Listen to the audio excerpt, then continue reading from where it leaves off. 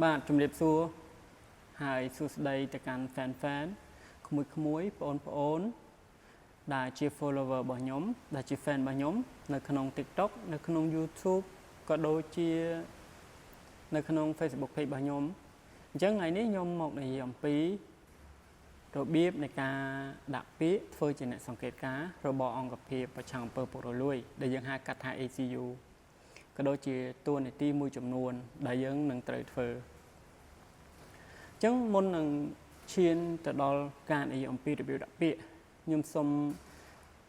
មកនិយាយលម្អិតបន្តិចអំពីអត្ថប្រយោជន៍នៃការដែលយើងបានធ្វើជាអ្នកសង្កេតការណ៍ហ្នឹងសម្រាប់បទពិសោធន៍របស់ខ្ញុំផ្ទាល់អត្ថប្រយោជន៍ដែលខ្ញុំទទួលបានទី1គឺបានដឹងអំពីជំហាននៃការឈានទៅដល់ការទទួលនៃការបើកទ្វារទទួលបេក្ខជនប្រឡងបាទសិស្សថ្នាក់ទី12តាំងពីបើកទ្វារលបងសាលាប្រឡងមណ្ឌលទ្វារមណ្ឌលប្រឡងចូលមកប្រឡងអូខេរហូតដល់ពេលដែលបញ្ចប់អញ្ចឹងសកម្មភាពទាំងអស់នោះគឺយើងបានឃើញថាកំឡុងពេលដែលប្រឡងសិស្ស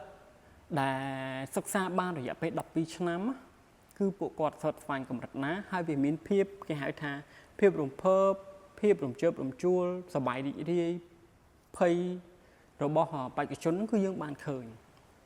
ហើយគឺវាហាក់ប្រៀបដូចជាពេលវេលាមួយដែលយើងយកមនុស្សគេហៅថាមនុស្សពីគ្រប់មជ្ឈដ្ឋានជាធម្មតាយើងធ្វើបើសិននៅរាជធានីភ្នំពេញនៅក្នុងតែភ្នំពេញអញ្ចឹងទៅនៅតាមខេត្តពីតាមបណ្ដាស្រុកពីតាមបណ្ដាវិទ្យាល័យឆ្ងាយអញ្ចឹងទៅមកប្រមូលផ្ដុំគ្នានៅក្នុងទីរួមខេត្តអញ្ចឹងទៅបាទអញ្ចឹងហាក់ដូចជាប្រមូលផ្ដុំបុគ្គលដែលទទួលដែលមានចំណេះដឹងនៅក្នុងខ្លួនស្រាប់គ្រាន់តែថាយកពួកគាត់មកប្រមូលផ្ដុំដើម្បីឲ្យពួកគាត់បញ្ចេញសមត្ថភាពអញ្ចឹងជាអ្នកសង្កេតការណ៍គឺខ្ញុំទទួលអារម្មណ៍មួយថាវ៉ាវតាមពិតនៅពេលដែលយើងកំពុងប្រឡងបាក់ឌុបគឺយើងអត់ដឹងទេយើងអាចឃើញ overall ទូទៅបានទេអំពីទស្សនវិជ្ជាដ៏អស្ចារ្យមួយហ្នឹងតែនៅពេលដែលខ្ញុំជាអ្នកសង្កេតការណ៍ខ្ញុំមើលឃើញថាពួកគាត់គឺហាក់ដូចជាសុទ្ធតែអ្នកខ្លាំងប្រមូលផ្ដុំគ្នានៅក្នុងថ្នាក់នៅក្នុងបន្ទប់ប្រឡងមួយអញ្ចឹងទៅគ្រាន់តែវាយជួងថាឥឡូវយើងចាប់ផ្ដើមចែកกระดาษវិញ្ញាសាធ្វើភ្លាមព្យាយាមត្បិតអីថាបេក្ខជនខ្លះគាត់មិនសូវប្រកែគាត់អាចថាមិនស្វិតស្វាញដូចគេប៉ុន្តែភាគរយតិចបំផុតដែលខ្ញុំឃើញភាគរយដែលច្រើនចង់មិនចង់ពេលហ្នឹងគឺគាត់ព្យាយាមប្រើខួរក្បាលរបស់គាត់គិតហើយនឹងសរសេរចូលกระดาษវិញ្ញាសាគឺអារម្មណ៍របស់ខ្ញុំទទួលបានបទពិសោធន៍បែបហ្នឹងដែលខ្ញុំមិនដែលឃើញដែលយើងធ្លាប់តែប្រឡងត្រូវហ៎អូខេអញ្ចឹងយើងឈានចូលអំពីរបៀបនៃការដាក់ពាក្យអញ្ចឹងរបៀបនៃការដាក់ពាក្យហ្នឹងក្មួយបងប្អូនទី1ត្រូវតាមដាន page របស់ក្រសួងអប់រំក៏ដូចជា page Facebook របស់ ACU អង្គភាពប្រឆាំងអំពើពុករលួយនឹងមានការប្រកាសរើសជាមួយនឹងអ្នកស្ម័គ្រចិត្តសង្កេតការណ៍ហ្នឹងអាចនៅចន្លោះក្នុងខែ6ឬក៏ខែ7រៀងរាល់ឆ្នាំអានេះបើតាមខ្ញុំចាំណាបាទហើយនៅក្នុងឆ្នាំ2026នេះសំទោសគឺគេប្រកាសនៅក្នុងខែ7អញ្ចឹងនៅពេលដែលខ្ញុំជាអ្នក follow page របស់ក្រសួងអប់រំអញ្ចឹងខ្ញុំអូសឃើញហើយគឺខ្ញុំដាក់ពាក្យភ្លាមគឺគេមាន link website របស់គេដើម្បីដាក់ពាក្យជាទូទៅខ្ញុំចង់ជម្រាបថាយើងត្រូវត្រៀម email មួយណាបងប្អូនក្មួយត្រូវតែចេះប្រើ email ហើយយើងចូល link email ទៅរបស់អង្គភាពប្រឆាំងអំពើពុករលួយទៅយើងបំពេញឈ្មោះ page ថ្ងៃខែឆ្នាំកំណើតនិយាយទៅព័ត៌មាន background របស់យើងហ្នឹងគឺយើងទម្លាក់ឲ្យគេយើងបញ្ជាក់ទៅគេយើងជានិស្សិតយើងជាអ្នកធ្វើការអីក៏បានដែរគឺយើងទម្លាក់ទៅហ្នឹងហើយអញ្ចឹងទី1 email បាទយើងតាមដាន page ក្រសួងហើយយើងចុចតំណភ្ជាប់របស់គេហ្នឹង link គេហ្នឹងចូលបំពេញព័ត៌មានរបស់យើងហើយយើងត្រូវមានអាយុចាប់ពី21ឆ្នាំឡើងទៅហើយជាទូទៅគេលើកទឹកចិត្តសម្រាប់តែសិស្សនិស្សិតទេមូលហេតុដែលខ្ញុំអាចធ្វើទៅបាន គឺមានករណីពិសេសមួយដែលខ្ញុំបានលាយលាក់អក្សរទៅក្នុងអ៊ីមែលហ្នឹងវាគឺជាបំណងប្រាថ្នារបស់ខ្ញុំដោយសារខ្ញុំអាយុច្រើនហើយអញ្ចឹងវាប្រៀបដូចជាខ្ញុំកំពុងតែដណ្ដើមការងាររបស់ក្មេងៗសកលក្រោយក៏ថាបានប៉ុន្តែគឺខ្ញុំមានបំណងប្រាថ្នាថាខ្ញុំចង់ធ្វើវាឲ្យបានម្ដងក្នុងមួយជីវិតរបស់ខ្ញុំចង់ឃើញទស្សនវិជ្ជាហ្នឹងអូខេអញ្ចឹងឥឡូវយើងមាន2ចំណុចទេណាអូខេមួយទៀតខ្ញុំចង់ផ្ដាំថាតលតែយើងអាសា follow page របស់ក្រសួងឬក៏ ACU ហើយយើងត្រូវតែអាសាបើកមើលវាជារៀងរាល់ថ្ងៃនៅក្នុងកំឡុងខែ6ខែ7ហ្នឹងពីព្រោះខ្ញុំឧទាហរណ៍ថាមណ្ឌលប្រឡងមួយដែលមានបន្ទប់ប្រឡងត្រឹមតែ20បន្ទប់ឬក៏30បន្ទប់អញ្ចឹងទៅអញ្ចឹងចំនួនអ្នកសង្កេតការណ៍គឺមានកំណត់ប្រសិនបើយើងដាក់ពាក្យហើយប៉ុន្តែយើងដាក់ពាក្យក្រៅគេ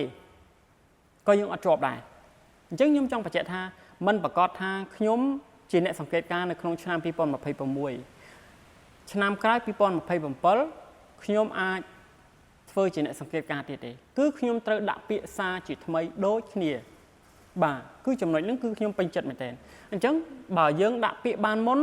យើងមានឱកាសមុនបាទឧទាហរណ៍ថាគេជ្រើសតែ20នាក់ទេក្នុងមណ្ឌលហ្នឹងមណ្ឌលដែលយើងចង់ទៅសង្កេតការណ៍គេជ្រើស20នាក់ស្រាប់តែយើងក្នុងលេខរៀងដាក់ពាក្យលេខទី21យើងអត់ជាប់ទេអញ្ចឹងបងប្អូនកុំអន់ចិត្តថាអូខំដាក់ពាក្យខំតលេអ៊ីមែលខំអីហើយអត់ជាប់អញ្ចឹងគេយកតែខាងខ្សែគេអីទេដែលធ្វើអ្នកសង្កេតការណ៍ហ្នឹងមិនមែនបែបហ្នឹងទេខ្ញុំអត់មានខ្សែអត់មានកន្លោះអីទាំងអស់ណាគឺដាក់ពាក្យហើយគឺខ្ញុំដាក់ពាក្យលឿនគេផុសអត់ដល់3ម៉ោងផងអ៊ីមែលខ្ញុំអត់មានប្រើក្នុងកុំព្យូទ័រខ្ញុំប្រើតែតាមទូរស័ព្ទដៃចុច link តំណភ្ជាប់ឲ្យបំពេញអញ្ចឹងបងប្អូនប្រើទូរស័ព្ទ smartphone ហើយត្រូវដឹងហើយណាតែត្រូវចេះប្រើអ៊ីមែលបាទបន្ទាប់មកទៀតរយៈពេលទម្រាំតែគេខាង ACU ខាងលោកគ្រូអ្នកគ្រូខាង ACU គាត់ call មកគាត់តាក់ទងមកខ្ញុំវិញខ្ញុំរហូតដល់ខ្ញុំគិតថាអូប្រហែលជាខ្ញុំអត់ជាប់ទេតែក៏អត់មានគិតថាបើមិនជាប់ក៏អត់ទៅជាប់ក៏ធ្វើអូខេហ្នឹងហើយពីព្រោះវាជាការងារស្ម័គ្រចិត្តមួយបើមិនជាប់ទេយើងគិតថាអូខេលោអ្នកផ្សេងគេដាក់បានមុនយើងអីចឹងទៅបន្ទាប់មកថ្ងៃដែលខាងលោកគ្រូអ្នកគ្រូខាង ACU គាត់ call មកខ្ញុំហ្នឹងគឺខ្ញុំភ្លេចខ្លួនដែរថាខ្ញុំបានដាក់ពាក្យហ្នឹងខ្ញុំកំពុងកាត់សក់ខ្ញុំកំពុងអង្គុយកាត់សក់គាត់ call មកអាឡូជំរាបសួរបងអូនឈ្មោះស៊ុនគឹមហ៊ានអីបែបអញ្ចឹងទៅខ្ញុំតាក់ទងពីអង្គភាពប្រចាំពើពុកអលួយ ACU ខ្ញុំស្រាប់តែភ្ញាក់ព្រឺថាអង្គភាពប្រចាំពើពុកអលួយមានបញ្ហាអីគេខ្ញុំកំពុងគិតក្នុងចិត្តតលតែខ្ញុំនឹកឃើញថាអូតាមពិតខ្ញុំធ្លាប់ដាក់ពាក្យកាលពី3សប្តាហ៍មុនគេទៅតែ call តាក់ទងមកខ្ញុំក៏ថាបាទលោកគ្រូខ្ញុំរៀងរំភើបដែរសូមឲ្យអ្នកកាត់សក់ផ្អាកកាត់សក់សិនសូមជជែកជាមួយគាត់សិនពេលនោះគាត់សួរពី3សំណួរថាទី1ខ្ញុំរស់នៅកន្លែងណាយើងក៏ប្រាប់ទៅយើងនៅណានៅណីទៅអូខេទី2តើខ្ញុំធ្លាប់ធ្វើជាអ្នកសង្កេតការណ៍ពីមុនទេ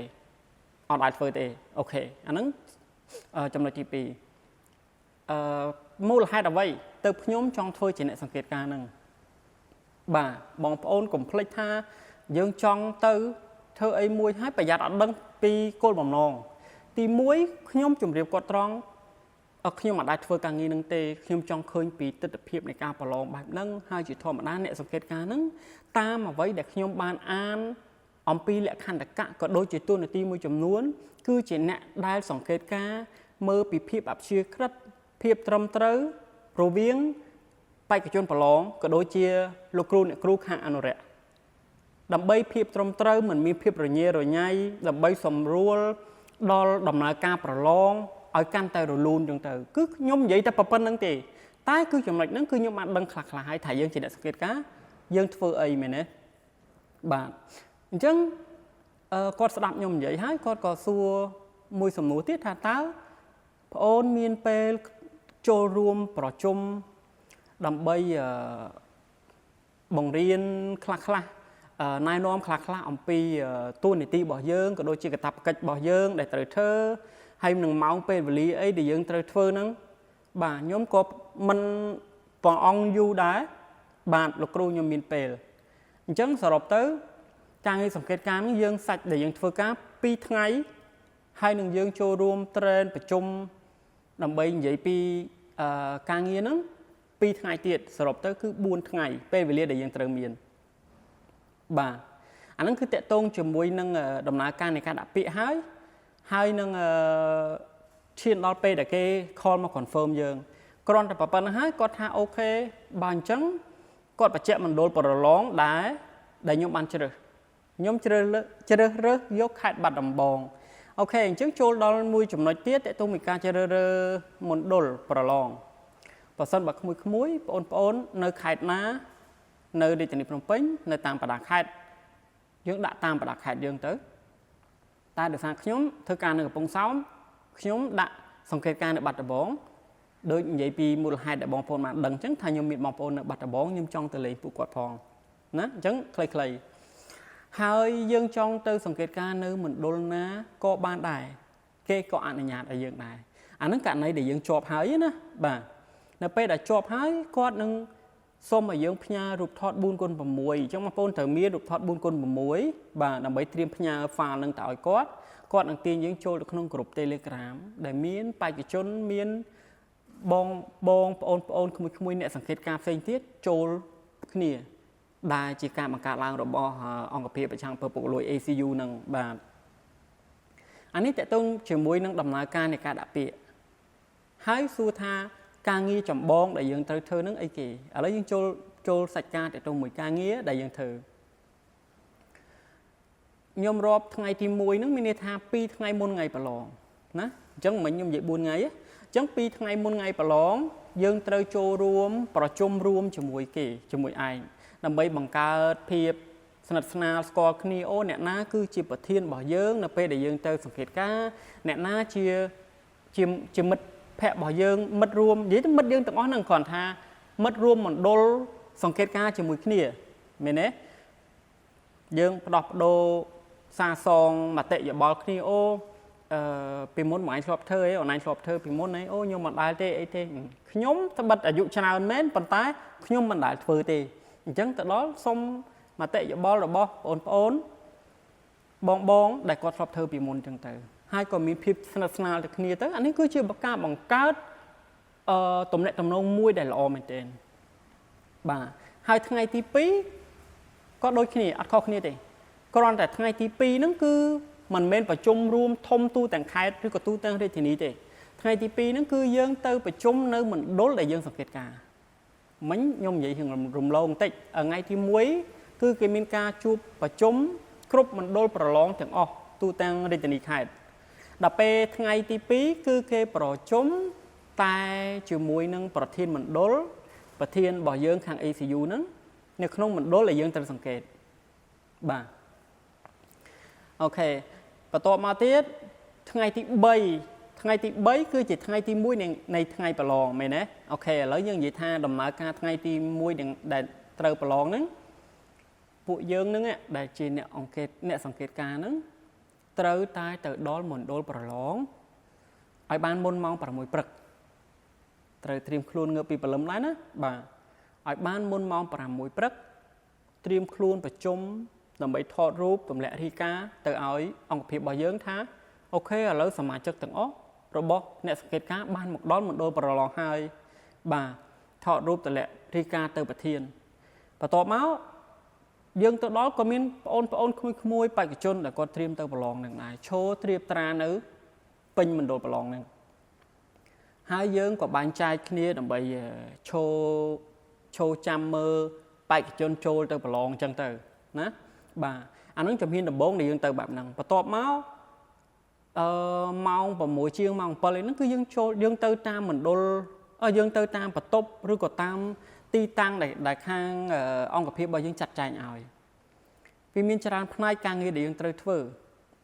អញ្ចឹងនេះខ្ញុំនិយាយទូទៅយើងមានទាំងការសង្កេតការទៅលើច្រកចិញ្ចូលមានថាទ្វារចិញ្ចូលអញ្ចឹងណាតើមានភាពមិនប្រក្រតីអីមាន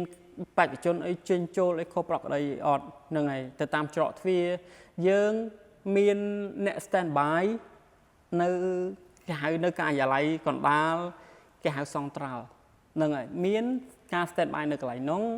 ហើយនឹងមានការសង្កេតការនៅតាមបន្ទប់សម្រាប់ខ្ញុំ ខ្ញុំសង្កេតការនៅតាមបន្ទប់អញ្ចឹងនៅក្នុងខែ8កន្លងមកហ្នឹងដែលខ្ញុំសង្កេតការហ្នឹងគឺខ្ញុំសង្កេតការក្នុងមួយថ្ងៃ2បន្ទប់អញ្ចឹង2ថ្ងៃហ្នឹងខ្ញុំសង្កេតការ4បន្ទប់ប្រឡងអូខេអញ្ចឹងចំណុចណាអត់យល់អាចសួរបានបន្ទាប់មកទៀតគឺយើងធ្វើតែតួនាទីហ្នឹងទៅហើយតួនាទីយើងយល់ខ្លះហើយយើងយល់ខ្លះអំពី2ថ្ងៃមុនដែលយើងបាន train បានវឹកហាត់គេបានបង្រៀនឬក៏ចំណុចខ្លះដែលថាអង្គភាពគេតម្រូវថាចំណុចណាយើងត្រូវតែឌីកាចំណុចណាយើងមានសិទ្ធមានថាយើងមានសិទ្ធធ្វើអីខ្លះនៅក្នុងមណ្ឌលប្រឡងយើងគ្មានសិទ្ធធ្វើអីខ្លះនៅក្នុងមណ្ឌលប្រឡងគឺវាបែបហ្នឹងទេតែខ្ញុំចង់ជម្រាបមួយថាបងប្អូនអត់មានបទពិសោធន៍ណាកុំបារម្ភខ្លាចថាធ្វើមិនបានគឺគេប្រាប់យើងគេបង្រៀនយើងហើយអង្គភាពប្រឆាំងអំពើពុករលួយគឺរឹតតែត្រូវការអ្នកដែលគ្មានបទពិសោធន៍ហើយនឹងសិស្សនិស្សិតដើម្បីឲ្យពួកគាត់ទទួលបានបទពិសោធន៍ហ្នឹងអូខេណាគឺវីដេអូខ្ញុំមានតែប៉ុណ្្នឹងឯងតាក់ទងជាមួយថាលំអិតថាតើការងារអ្នកសង្កេតការហ្នឹងគឺគេធ្វើអីខ្លះបើនិយាយទៅវាវែងឡាយព្រោះវាអត់តិចទេវាច្រើនដែរហើយនឹងសិទ្ធដែលយើងអាចធ្វើអីខ្លះបានហ្នឹងខ្ញុំនឹងជម្រាបប្រសិនបើមានសំណួរចូលមកក្នុង inbox របស់ខ្ញុំសូមអត់និយាយជាសាធារណៈទេដោយសារអីព័ត៌មានទាំងអស់ហ្នឹងពេលដែលគេប្រាប់មកយើងពេលដែលគេប្រជុំមកយើងវាខ្ញុំនិយាយទៅបានទៅលើអ្វីដែលគេបង្ហាញជាសាធារណៈឯងបងប្អូនយល់ចំណុចហ្នឹងណាអញ្ចឹងចំណុចណាដែលគេថាអូគឺសម្ងាត់យើងត្រូវមានការប្រជុំគ្នាដោយសម្ងាត់រីកាដោយសុវត្ថិភាពអាហ្នឹងគឺជាគេហៅថាម៉េចជា privacy របស់អង្គភាពអញ្ចឹងទៅគឺខ្ញុំមិនអាចនិយាយបានជាសាធារណៈទេអូខេណាបងប្អូនអញ្ចឹងសម្រាប់អ្នកដែលចាប់អារម្មណ៍ធ្វើជាអ្នកសង្កេតការជាពិសេសក្មួយបងប្អូនជានិស្សិតសូមចាប់ឱកាសហ្នឹងឲ្យបានវាជួយដល់យើងផងសមត្ថភាពរបស់យើងផងជួយដល់សង្គមយើងផងបាទអរគុណច្រើន